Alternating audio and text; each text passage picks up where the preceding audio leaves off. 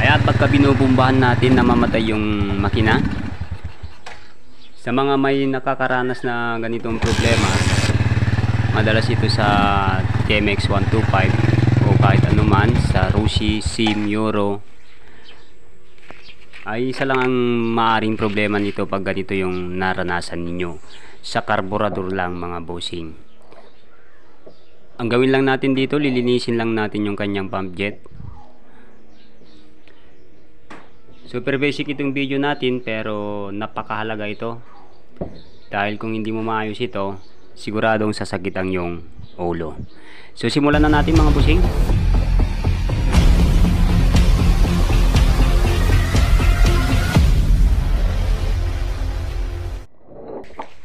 Una, alisin natin yung kanyang cap ng kanyang throttle, yung pinaka cap ng piston niya. Then kung mapapansin nyo, ito yung sa bandang kanan dito sa may kickstarter, tapat ng kickstarter, dito naman sa kaliwa sa may cambio, para hindi nyo mabaliktad pagka sinauli nyo, kasi napaka-importante na hindi baliktad dito mga busing. Kasi pag baliktad, siguradong magwa-wild yung motor pagka inandar na natin. So napakahalaga na hindi baliktad dito ang ating pinakapiston ng ating silinyador. Pagkatapos alisin natin itong dalawang tornilyo, itong maliliit, gamit lang tayo ng 10mm socket o open. Then ito yung sa air cleaner, Phillips screw lang gagamitin natin dyan mga busing. So yan lang ang alisin natin. Then yung pag nalis na natin yan, yung daluyan ng gasolina, then maalis na natin yan mga busing. So ganyan lang, napakasimple, sundan nyo lang mga.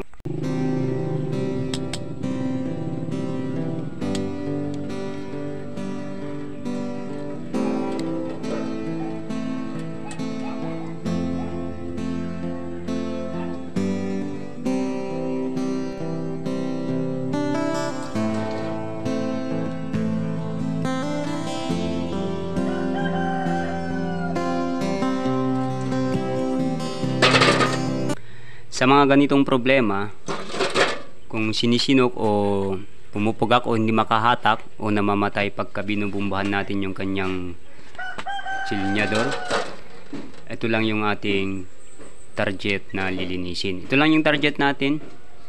Alisin lang natin to, gamit tayo ng flat screw. Then itong malilit na butas na ito ay dapat isa-isahin nating tusokin o linisin.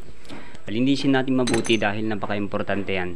Yan ang dahilan kung bakit nagkakaproblema ang ating motor.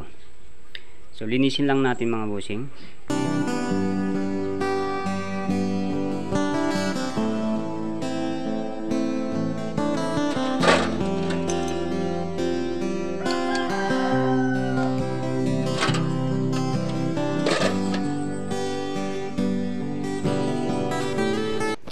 Sa mga nagtatanong kung paano linisin o anong gamit natin panglinis, ito yung maganda, yung cable ng bike o motor, o di kaya yung string ng guitar, maganda yun, mas maganda yun.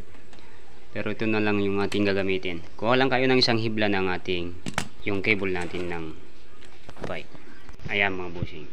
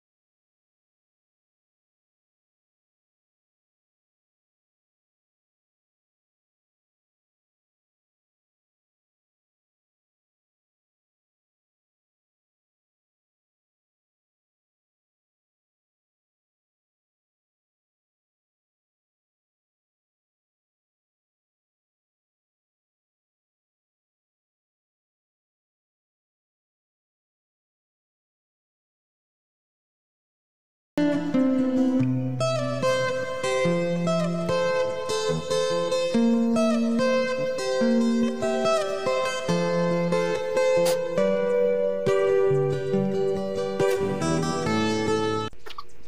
isa, para sigurado hindi na tayo ulit magbabaklas, dapat siguradahin natin na malinis na yung kanyang butas. So para masigurado, silipin lang natin kung may makikita tayong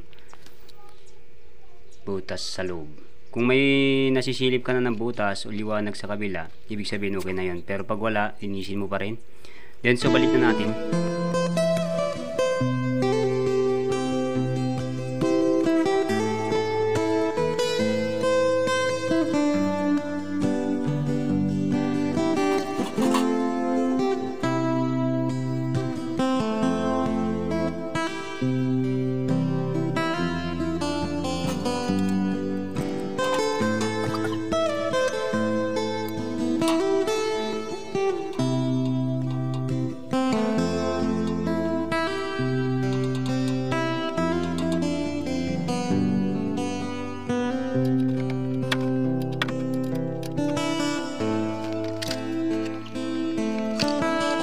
Ito na yung sinasabi natin kaninang umpisa, hindi pwedeng mabaliktad.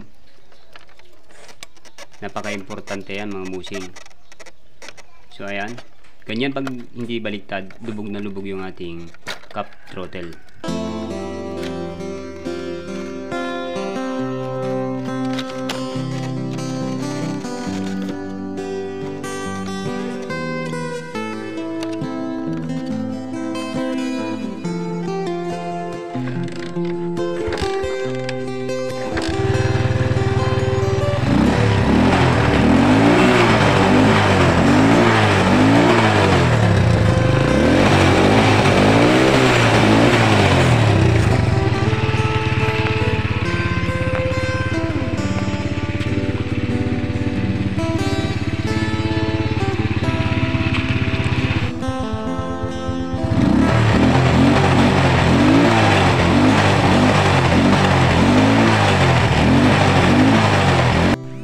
Okay na siya mga busing. So maraming salamat na naman mga busing.